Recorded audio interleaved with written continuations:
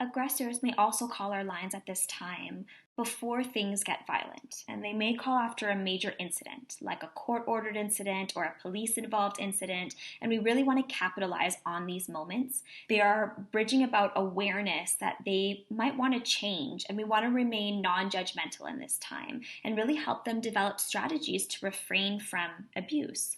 They wouldn't call if they didn't believe that they were being abusive. And when they call, they have identified that they have a problem. That's one of the first steps. So part of our job is to support them and keep them safe, keep both parties safe, and empower them at the same time.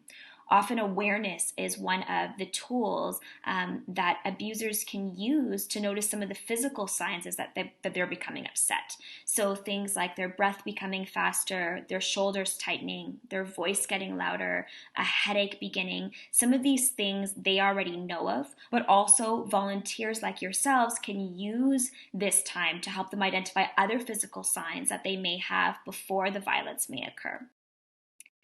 It's not just about noticing physical signs, but it also is about noticing some of the thoughts that they may have been having before violence might occur as well. So here we really want to focus on patterns of negative thoughts that make them more angry.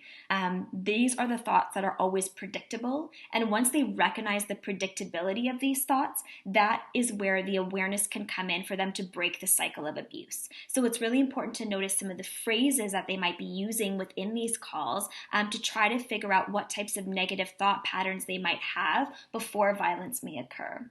And then helping them understand what they might be able to do to remove themselves from that situation before things get out of control while still having those thoughts. So even when they're still experiencing those thoughts, what types of behaviors can they then put in place to then try to remove themselves from the situation without committing an act of violence?